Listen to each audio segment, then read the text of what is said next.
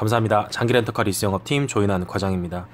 오늘의 차량은 SM6 LPG 또는 LPE 기본 모델인데요. 장기 렌트로 제일 많이 하시는 모델 중 하나라고 생각되기도 합니다. 아무래도 소나타와 K5보다는 조금 윗등급에 위치하고 있다라고 생각하시는 분들도 많고, 디자인의 매력이 많은 르노 삼성의 차량 오늘 한번 살펴보실 텐데요. 구분 또는 라인업으로 본다고 하면 2.0 가솔린 GDE 모델이 있고, 그 다음에 1.6 터보 가솔린 TCE, 그 다음에 1.5 디젤 DCI, 2.0 LPE로 구분됩니다. 각 옵션들과 편의사양 그리고 디자인 부분에서 본다고 하면 실험을 좀 많이 한 것 같죠. 실험 정신에 입각한 노력도 보이고요. 그리고 차량만 보면 유럽풍은 그대로입니다. 탈리스만 로고를 가지고 있으면 유럽에서 판매되고 있는 차량들이니까요. 그리고 탈리스만 로고를 떼면 한국 차량이죠. 특히나 SM5 임프레션이 예전에 굉장히 오래전인데 한국에 떨어졌을 때만 해도 그때는 굉장히 높은 인지도를 보여주었고 판매고도 굉장했죠. 지금이 딱 그 과거를 회상시켜주는 때가 아닐까라는 생각도 해보게 됩니다. 외관을 살펴보면 미리 말씀드렸듯 고급 수입차 못지않은 외장 디자인 때문인지 많은 분들이 사랑을 주고 계시고, 헤드라이트 라인 그 옆쪽으로 보면 DRL은 전면부를 더욱더 우람하게 또는 하이테크한 이미지를 보여주기도 하죠. 어떻게 보면 구렛나루처럼 보이기도 합니다. 동일 등급보다는 좀 차량이 커 보이죠. 물론 수치상이라는 문제라고 하기보다는 엔진 후드와 그릴 라인이 동급 차량들보다는 훨씬 더 크게 보이는 효과가 있다고 말씀을 드릴 수 있어요. 그리고 사이드 라인을 좀 보고 계신데 그 휠 형태도 물론 뭐 등급 옵션에 따라 좀 다르긴 하겠지만 상대적으로 좀 무난한 형태의 패턴이라고 설명을 드릴 수 있어요.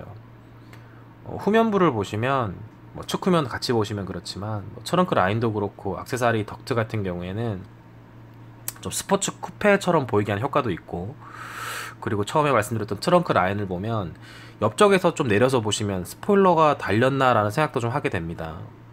좀 솟아있으니까 말이죠. 외관에 대해서 총평을 좀 해본다면 전면부와 후면부의 컨셉이 굉장히 일치합니다. 그리고 어색함이 없는 디자인 완성도, 어느 차량을 모방했다라는 느낌은 좀 안 들어요. 그래서 좀 매력적이라는 생각을 하게 됩니다. 실내도 한번 살펴보시죠. 기본적으로 LPE 모델은 블랙만 제공되는 시트 색상의 문제가 아니라 조금 레이아웃이 심플해도 너무 심플하다는 느낌을 줍니다. 물론 초창기 SM 시리즈 때부터 이어져 오던 일종의 심플 패밀리 룩처럼 보이기도 하겠지만 버튼들보다는 트림과 마감재 부분에서 조금 부족하지 않나라는 생각도 해보게 됩니다. 좀 싸 보여요.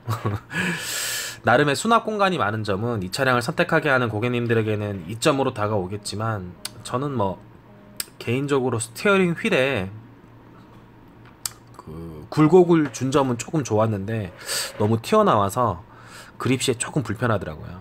나머지 부분에서는 중간 이상의 평점을 주고 싶었습니다. 다른 분들도 그렇겠지만 특히나 동호회 분들이 그렇게 많이 말씀을 하시더라고요. S링크가 터치 개선이 좀 되거나 또는 재시동 후에 음악 세팅 등의 기본적인 좀 불편한 점이 해결되지 않는다면 이제 선택하지 않을 수도 있다라고 하시더라고요.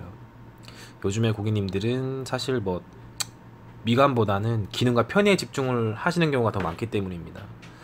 개선이 좀 필요하죠. 트렁크 라인을 좀 보시죠. 사각의 작은 버튼을 누르면 후드가 열리고, LPG 엔진 차량 중 처음으로 도너 탱크를 실현했고 트렁크 공간을 최적으로 개선했죠. 그렇다 보니 이제 연비와 출력이 비슷하다면 그 SM6를 선택하는 고객님들이 더욱더 많이 늘 수밖에 없던 최고의 이유라고 설명을 드릴 수 있습니다. 넓은 최적 공간과 밑으로 조금 내려보시면 펑크 수리킷이 있고요. 그리고 내부를 좀 더 깊게 보시면 도너 탱크가 밑쪽으로 배치되어 있음을 알 수가 있습니다. 사라진 스페어 타이어 자리를 대신하고 있죠. LPG 용량은 이론상 75리터라고 하지만 실제로는 50리터 정도가 됩니다. 주행을 하면서 상대적으로 좀 더 많이 충전소를 다녀와야 한다라는 단점도 조금 있겠죠. 엔진을 좀 보시죠. 배기량은 1998cc, 최고 출력은 140마력, 최대 토크는 19.7 정도입니다. 소나타와 대비하면 마력수는 11마력 정도 부족하고 최대 토크는 19.8 정도니까 비슷한 수준이라고 설명을 드릴 수 있고요. 연비는 복합 연비 기준으로 9.3km/L, 고속도로는 10일 정도 된다고 볼 수 있습니다. 예전에 르노 삼성 LPI 차량의 연비 기준으로 본다고 하면 비교적 낮았죠. 안 좋았습니다. 그러나 지금은 엔진과 뭐 기술 개선으로 인해서 상당히 발전했다고 말씀을 드릴 수 있고, 뭐 기준은 소나타와 비슷한 수준이니까 그렇게 말할 수 있겠죠. 그러나 기존에 말씀드렸듯 이래 한 번 충전하고 주행거리가 400km 미만밖에 안 된다는 건 조금 단점이 되겠죠. 그 다음에 제가 시승을 좀 해보니까 가속 능력이 조금은 부족해요. 이런 점을 인지하고 계셔야 SM6를 선택할 때 후회가 없으실 것 같습니다. 총 시승기를 종합해 보자면 일반의 차량들과는 조금 다르게, 물론 기본 옵션이기도 하겠지만 너무 심플한 구성이었고, 그러나 트렁크 최적 공간과 외관 디자인의 우월성, 그다음에 쾌적한 주행성 등은 SM6를 선택하는 데는 불편하지 않았습니다. 엑스트로닉 무단 변속기, CVT 변속기라고도 하는데요.